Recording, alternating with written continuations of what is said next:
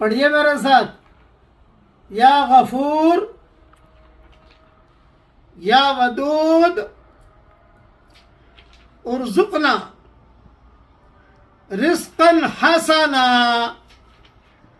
اے ہمارے پیارے غفور اور اے ہمارے پیارے ودود،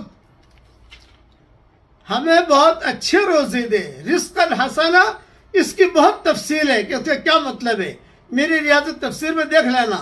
بس آپ تو صرف اتنا مانگتے رہیے، ہمیں بہت اچھے روزے دے، انشاءاللہ اچھی بیوی مل جائے گی، اچھا مکان مل جائے گا، اچھی روٹی مل جائے گی، اچھا پڑوسی مل جائے گا۔ رزق حسنا سے ہر قسم کا رزق مراد ہے۔ اگر ہم چاہتے ہیں کہ بہت بڑی کامیابی ہمیں ملے تو یہ دعا یاد کر لیجئے، پڑھیے میرے ساتھ، اللہم اجعلنا من الذین یفوزون فوزا عظیما۔ اے ہمارے پیارے اللہ، ہمیں ان لوگوں میں سے بنائیے جو سب سے بڑی کامیابی جنہیں مل رہی ہو۔ یہ دعا پڑھتے رہنا چاہیے تاکہ ہمیں ہر وقت بڑی کامیابی ملے۔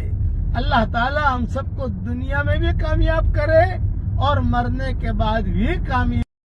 سلف صالحین اپنے بچوں سے یہ جملے پڑھواتے بھی تھے اور لکھواتے بھی تھے اور اپنے گھر میں بھی تختی بنا کر لگواتے تھے۔